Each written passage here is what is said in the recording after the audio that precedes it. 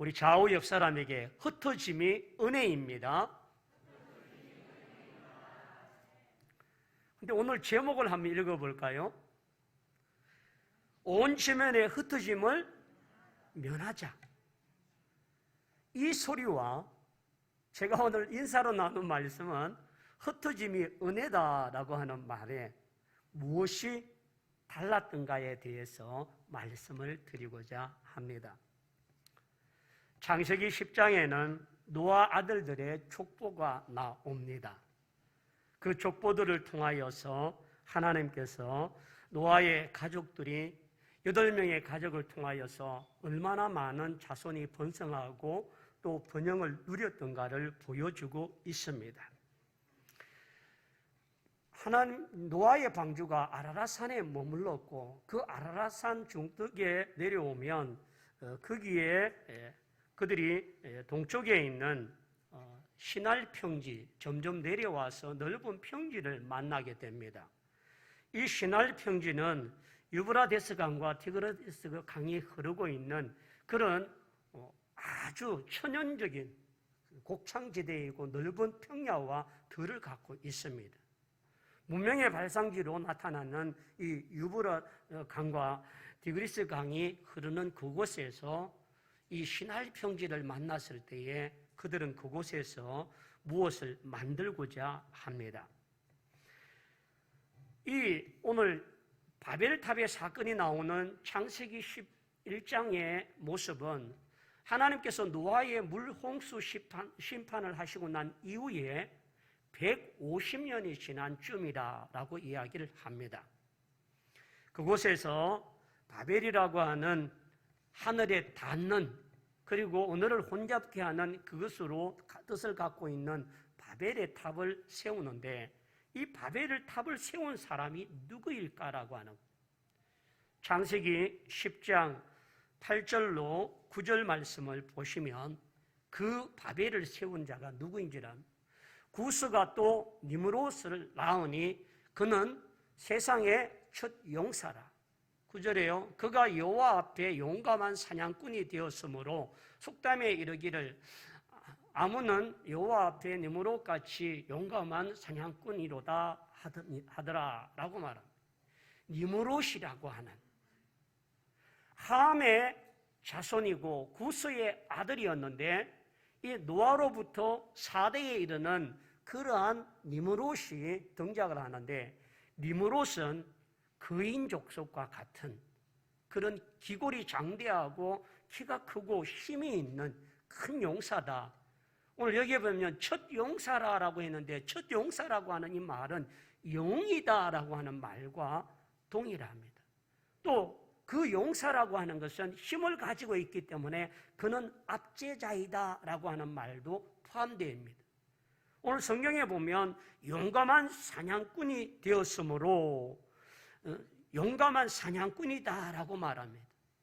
여러분, 이 니므롯은 용감한 사냥꾼이다라고 하는 것은 아주 사냥에 탁월한 능력을 갖고 있고 힘을 가지고 있는 그렇지만 그것이 약한 자에게 군림할 때는 폭군으로 바뀌어지는 것입니다. 그래서 주경을 보면 니므롯 왕국, 니므롯 대왕 왕이 없던 시대이지만 니므롯이라고 하는 이 함의 후손이 강력한 힘을 갖고 있으니까 그로 인하여서 한 나라와 어떤 지도자가 형성되어지는 것들입니다. 그래서 니므롯이 자신의 힘을 가지다 보니까 약한 자를 짓밟고 그들을 거느리고 다스리고 지배하면서 그가 폭군으로 그들의 군림하는 자가 되어진 것입니다. 왜 니므롯을 자꾸 이야기하느냐는 바벨론 탑을 건설한 사람이 누군가를 알기 위한 것. 그만큼 니므롯이라고 하는 사람이 강력한 용사이고 그러한 힘을 가진 자였다라고 말합니다. 니므롯은 그런 것을 통하여 시날 평지에다가 바벨이라는 탑을 쌓게 되어지는데 이 바벨탑의 넓이가 어디냐면 122m입니다. 우리가 방주를 볼 때에 길이가 132m라고 그렇게 이야기를 했는데 이 넓이가 122m 정도이고 또 높이가 46.7m 정도, 그리고 7층으로 되어 있다라고 되어 있습니다. 네덜란드의 피터 브루겔이라고 하는 사람이 바벨탑이라고 하는 작품을 남겼는데, 그가 총 바벨탑이라고 하는 작품을 3개를 남겼습니다. 첫 번째는 상아뿔에다가 아주 견고하게 이 뿔을 세워놓고 거기에 바벨탑과 같은 그런 모습으로 이 상아뿔에 만들어 놨습니다. 그런데 지금은 그 상아뿔의 바벨탑이 존재하지를 않습니다. 어디 있는지를 파악이 안 됩니다. 자, 그리고 두 번째, 세 번째 바벨탑인데 그것은 남아 있습니다. 방송실 한번 볼까요? 자, 이것이 제 2차에 만들어졌던 피터 브루겔의 이 바벨탑인데 완성되지는 못했습니다. 그런데 여러분, 이 밑쪽 하단 부분에 보면 왕복을 입은 긴 망토를 입은 왕이 하나 있지요. 그리고 그 왕이 시찰을 하니까 많은 사람들이 엎드리고 거기에 경배하고 있는 모습을 보는데, 이 왕이 누구냐면 니므롯 왕이라는 거예요. 니므롯의 힘에 의해서 약한 자들을 징집하고 그들의 희생과 헌신을 통하여서 이 바벨탑을 건설했던, 여러분 지금은 뭐 엄청난 높이와 건물을 많이 만들지만 저 시대에는 저것이 엄청난 대공사이고 산이 아니면서도 인간이 만든 최고의 탑이 그와 같은 모습입니다. 자, 그리고 세 번째의 작품을 한번 봅시다.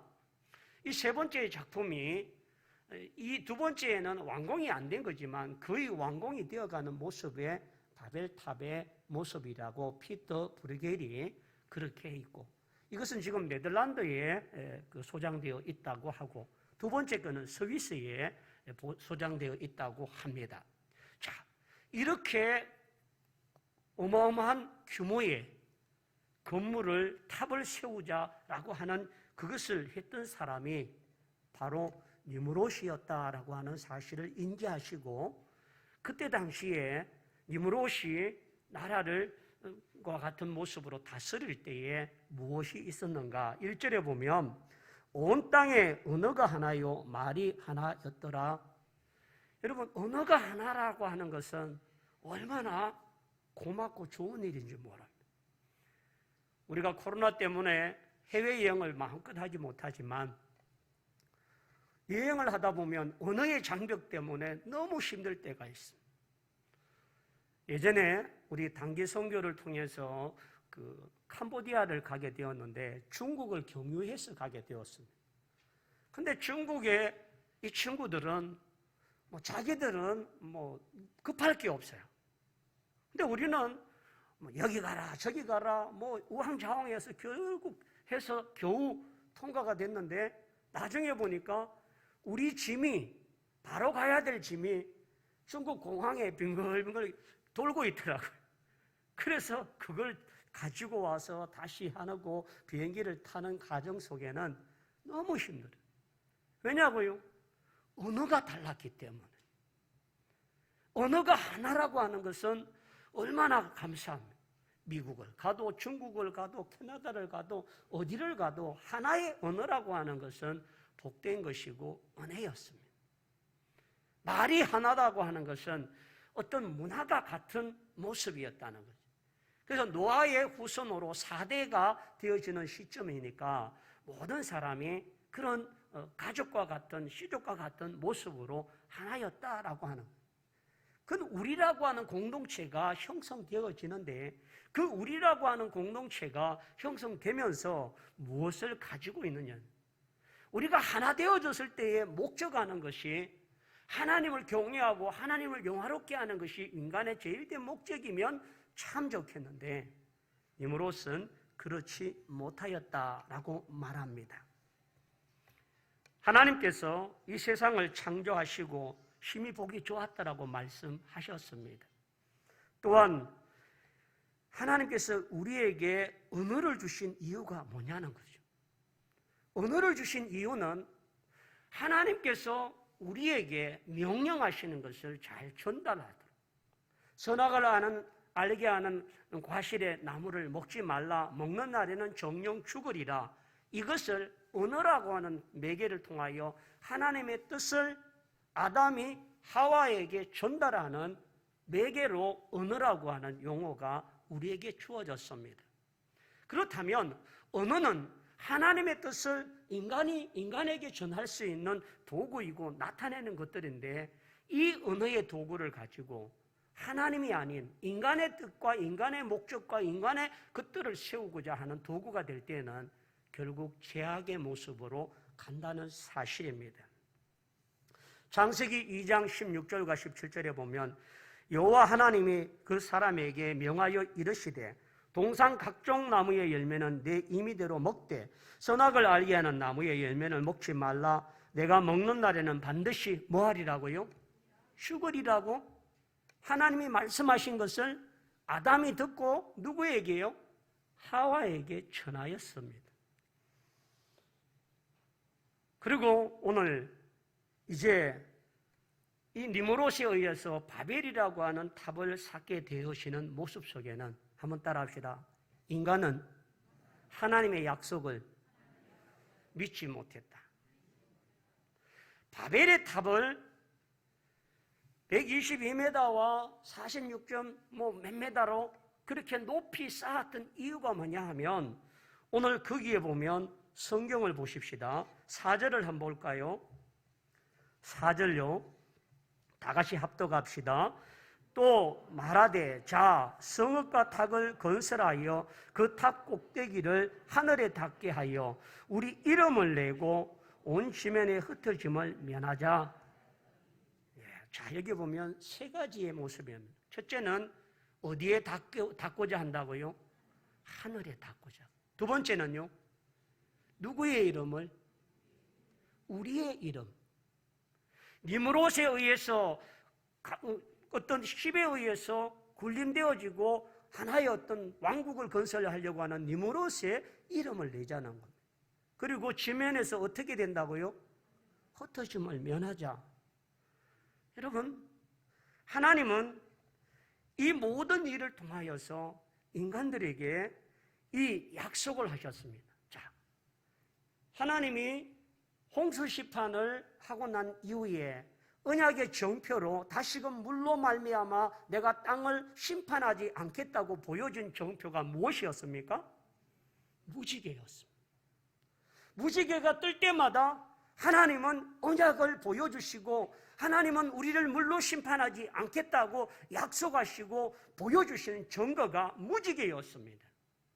그런데 니므롯과 같은 인간이 하나됨으로 말미암아 무엇을 하느냐 하면, 홍수라고 하는 이 물심판에 충격을 받았던 그들, 홍수가 지나고 난 이후에 150년의 시간이 지났지만 인간에게는 또다시 물심판이 있다라고 하는 그것에는 살아남지 못한다는 두려움과 이 트라우마가 생긴 겁니다. 그래서 그들이 낮은 곳이 아닌 높은 곳에 해서 하나님이 이 땅에 비를 내리시고 아무리 물로 심판해도 우리가 거기에서 구원을 받겠다고, 살아남겠다라고 하는, 그래서 하늘에 닿자라고 하는, 이 하늘에 닿다라고 하는 이 모습을 지구라트라고 하는 건데, 이 지구라트라고 하는 뜻이 뭐냐 하면, 여러분, 이 시대의 사람들의 신앙관이 이렇습니다. 높은 곳에서 제단을 쌓고 신전을 쌓는 이유는 신이 그곳으로 내려와셔서 우리의 제사와 헌신을 받고 또 신이 우리에게 가까이 오실 수 있는 통로가 되어지는 모습이라고 하는 겁니다. 그래서 높은 곳을 만드는 이유가, 신전을 만들고 거기에 지라트라라고 하는 지구라트라고 하는 것을 만드는 이유가 뭐냐 하면 신에 가까이 가겠다는 거예요. 땅 아래 지면에 물의 심판이 임하여도 나는 거기에서 건짐을 받겠다라고 하는, 어찌 보면 하나님께 가까이 가겠다라고 하는 목적을 가졌다면 제단을 쌓고 하나님께 경배하고 예배를 해야 마땅할 것입니다. 여러분, 노아가 방주에서 나오고 난 뒤에 제일 먼저 한 일은 하나님께 제단을 쌓고 하나님께 예배를 드렸습니다. 니무롯은 인간의 모든 힘과 권력과 이 모든 기술과 모든 것들을 가지고 만든 것들이 결국은 하나님을 대적하고 대항하는 불신앙의 모습을 갖고 있다는 겁니다. 그래서 그 시대에 벽돌을 만드는, 굽는, 흙이 아니라 돌이 아닌 벽돌을 만들어서 이렇게 4m 20 정도의 높은 것을 만들 수 있는 그런 기술을 가졌습니다. 그리고 그 사이사이에는 지금은 시멘트나 빔이나 철근이 있지만 이때 당시에는 시멘트라고 하는 게 없을 때입니다. 그래서 역청을 발랐다라고 하는데, 이 역청은 여러분, 우리가 도로에 아스팔트를 까는 콜크 있지 않습니까? 그것이 되어져서 이 돌로 굽어져서 청계를 올리면 그것을 잡아주는 역할을 역청으로 하기 때문에 거기에 모습이 되어진다는 거죠. 그래서 이 바벨의 목적은 하나님을 경외하고 하나님께 가까이 가고자 하는 인간의 예배의 목적이 아니라 하나님의 언약을 믿지 못했던 불신앙의 사람들의 마음이 물심판을 다시금 할 때에 바벨의 위에서 우리는 구원을 받자라고 하는 것들입니다. 그리고 거기에 우리의 이름을 내자라고 하는데, 이 우리는 니무롯의 이름입니다. 그리고 흩어짐을 면하자라고 했습니다. 여러분, 흩어짐을 면하라고 하는 이것은 무엇을 이야기하느냐 하면 하나님의 명령에 대치되는 것들입니다.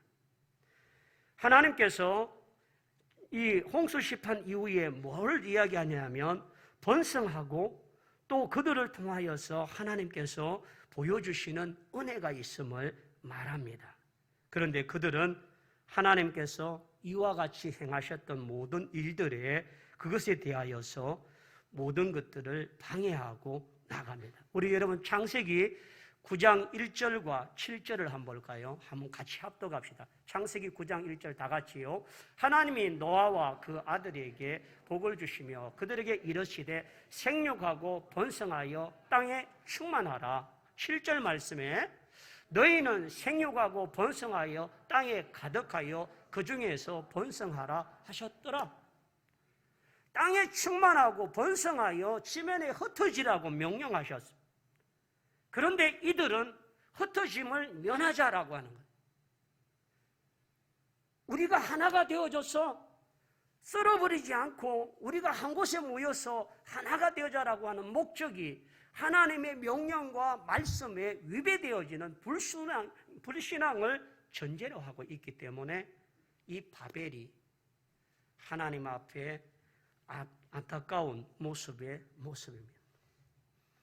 그래서 바벨, 하늘의 못. 그러나 나중에는 이 바벨이 혼잡이라고 하는 모습으로 바뀌어진 이유가 무엇입니까? 여러분, 오순절 마가다락방에 성령의 충만함을 받았습니다.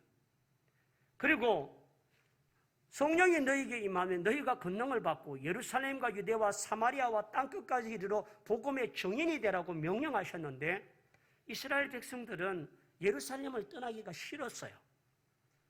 근데 그 예루살렘을 떠나지 아니하는 그들에게 나타난 충격적인 사건이 있습니다. 스데반이 순교를 당합니다. 스데반의 순교를 통하여서 사람들의 마음이 두려워집니다. 예루살렘에 있다가는 나도 죽을 수 있구나. 그렇게 해서 예루살렘을 벗어나기 위해서 흩어진 사람들이 디아스포라라고 말합니다. 그들은 선교적인 목적을 위해서 나간 것이 아닙니다. 죽지 않기 위하여, 살기 위하여, 도망가기 위하여 갔던 그곳에 정착하니까 당신은 어디서 왔느뇨? 나는 예루살렘에서 왔어. 왜 거기에서 이곳으로 왔소? 예수라는 분이 있고 그가 십자가에 죽고 이런 일이 일어서 핍박이 있어서 왔습니다. 그렇게 해서 그들의 입술과 그들의 말을 통하여서 복음이 전파되게 되어진 것이 디아스포라였어요. 복음이 확산되어지고 하나님의 나라가 땅끝까지 이루어지는 방편을 통하여 나타난 것들입니다. 하나님은 그런 의미에서 노아를 통하여서 땅에 충만하고 번성하여 이와 같이 흩으시라고 명령을 했는데, 니무롯의 강력한 힘은 자기가 제국을 가지고 자기가 힘을 가지기 위해서는 흩어짐이 아니라 자기 밑에 굴복하고 자기 명령에 따라야만 하는 그러한 신화가 필요했던 것. 그것을 위하여 바벨이라고 하는 하나의 어떤 상징적인 건물을 만들고 자기 윗세, 자기의 힘, 자기의 능력을 보여주고자 하는 탑이 바벨이었습니다. 그러므로 여러분, 우리의 신앙에 있어서 중요한 것은 하나님의 이름을 나타내고 돌려야 된다는 사실입니다. 너희는 먼저 그 나라와 그 의를 구하라고 말씀하셨고, 그걸 통하여 하나님을 높이면 우리를 높여주시고 우리에게 모든 것들을 허락해 주시는 하나님입니다. 인간의 땅에 제약이 간영하고 완악함을 통하여서 물심판을 통하여 100년이나 시간 동안 노아가 방주를 지으면서 그들에게 말했습니다. 방주로 들어오시오. 방주가 완공되고 난 이후에도 그 모든 것들을 사람에게 외쳤지만 비난하고 조롱하고 또 그들을 조롱했던 그 비아냥거렸던 사람들, 7일 동안 잠재우시고 그 일 이후에 윗셈과 아랫셈을 통하여 40주야를 물이 창이라고 150일 동안 물이 온 땅에 덮여졌을 때에 노아의 가족 외에는 살아남은 자가 없었습니다. 이 교훈이 150년이 지난 이들에게는 또 다른 물심판, 또 다른 지면의 흩어짐을 면하기 위해서 하나가 되었던 바벨의 사건은 하나님에 대한 불순종이요, 하나님의 명령을 거역한 것이고 인간의 힘으로 하나님을 대적하겠다고 하는 그러한 악함들이 가득한 것이었습니다. 그래서 온 지면에 흩으시는 것이 은혜이고 축복이라는 사실을 우리에게 말씀합니다. 땅을 충만하라, 땅을 정복하라 라고 말씀하신 하나님의 말씀 앞에 이들은 정면으로 대적하고 있습니다. 그래서 하늘에 닿자라고 하는 그걸 통하여서 자신들의 세계, 자신들의 나라를 만들려고 하고 있기 때문에 이와 같이 나타납니다. 여러분, 계시록 18장 2절에서 뭐라고 말씀하시는지를 합독하겠습니다. 다 같이요. 힘찬 음성으로 외쳐 이르되 무너졌도다 무너졌도다 근성 바벨론이여, 귀신이 저소와 각종 더러운 영이 모이는 곳과 각종 더러운 가정한 새들이 모이는 곳이 되었도다. 바벨론. 인간이 세운 제국과 힘의 나라는 하나님을 대적하는 것들로만 나타나고 있습니다. 그래서 오늘 하나님께서 우리에게 보여주시는 이 일을 통하여서 말씀하실 때에 흩어지는 것이 뭐라고요? 은혜이다. 아멘이십니까? 흩어져야만 더 많은 그 땅들과 더 많은 것들을 누리고 나갈 수 있는 은혜가 있는 줄 믿습니다. 미국이 서부의 개척을 만들 때에 그 땅들을 차지하는 사람들, 먼저 가서 자기의 영역 앞에 깃발을 꽂는 것이 자기 땅이 되어졌습니다. 누구보다도 더 열심히 더 좋은 곳을 찾기 위해서 달려갔던 그들 모습처럼 흩어지는 것은 시날평지라고 하는 아라라산에서 조금 내려와서 거기에 있는 그 두 강을 끼고 있는 그 평지만이 이 땅의 모든 나라가 아니라 더 많은, 더 넓은, 더 큰 하나님의 축복의 땅에 있음을 보지 못하고 눈을 막고 귀를 막고 그로 인하여 맹목적인 사람이 되도록 만든 것이 바벨이었습니다. 그러나 바벨에서 흩어지면 더 넓은 세계, 더 큰 세상을 볼 수 있습니다. 여러분, 중국을 가서 여행을 보면 정말 이 땅이 얼마나 넓고 큰지를 봅니다. 또 러시아가 전 세계에서 제일 크다고 하는데 시베리아 대륙에 기차를 타고 일주일을 달려도 다 못 가는 곳이에요. 미국에는요, 큰 넓은 서부 광야가 있는데 이 광야에 기차가 200개, 250개를 달아서 달려가는데 끝이 안 보일 정도로 넓고 광활한 땅들이 있습니다. 그러므로 여러분, 오늘 우리가 어찌 보면 우물안 깨구리와 같이 여기에서 머물 것이 아니라 정말 더 넓은 하나님의 나라와 세계와 열방을 바라보면서 달려갈 수 있는 그런 영적인 흩어짐의 성도가 되기를 축원합니다. 그것이 영적인 하나님의 은혜이고 능력일 줄 믿습니다. 흩어짐을 면하자라고 하는 것은 교만이다. 하나님을 대적하는 것이고 그로 인하여서 이들이 가지고 있는 것들입니다. 자, 그럼 여러분, 이 언어가 혼잡되어져서 흩어지게 되어질 때에 하나님께서 이것이 은혜라고 말씀하십니다. 한번 따라합시다. 흩어짐이 은혜이고 은혜의 혼잡이 은혜이다. 여러분, 하나님께서 바벨을 쌓고 있는 교만하고 완악한 인간들을 멸하시는 방법이 언어를 혼잡게 하는 방법 말고도 수없는 방법이 있지 않겠습니까? 바이러스와 같이 전염병을 줄 수도 있고 전쟁을 일으킬 수도 있고 정말 큰 자연의 지진과 또 어떤 토네이도와 같이 또 쓰나미와 같은 그런 엄청난 죄를 통해서도 사람을 심판하실 수 있는 하나님이 그런 바벨을 쌓고 있는 인간에게 내리신 벌은 언어를 혼잡게 하는 일이었습니다. 말이 통하지 않으니까, 서로가 소통이 되지 않으니까 말이 통하는 사람끼리 끼리끼리 흩어져서 못 살겠다, 따로 가자, 가자 그렇게 해서 흩어지게 만든 것이 은혜인 줄 믿습니다. 여러분, 하나님이 언어의 혼잡이 아닌 하나님이 심판의 칼날을 통하여서 인간을 심판하셨다면 그 심판 앞에 살아날 자가 누가 있을까요? 바이러스가 전 세계로 인하여 수십만 명이 죽고 가는 지금 이 현대 시대에도 바이러스 하나가 엄청난 충격과 고통인데 하나님은 인간들이 흩어지게 만들기 위해서 서로 죽이고 죽이는 것을 하지 않고 서로의 말이 통하는 자들끼리 나누어서 분산하고 흩어질 수 있도록 언어만을 혼잡게 하셨다는 사실입니다. 이것이 은혜입니다. 이것이 아닌 하나님의 심판을 자연재해나 다른 것으로 행했다면 물 홍수 심판보다도 물이 아닌 다른 것으로 인해도 불을 하든지 뭘 하든지 인간은 살아남을 수가 없습니다.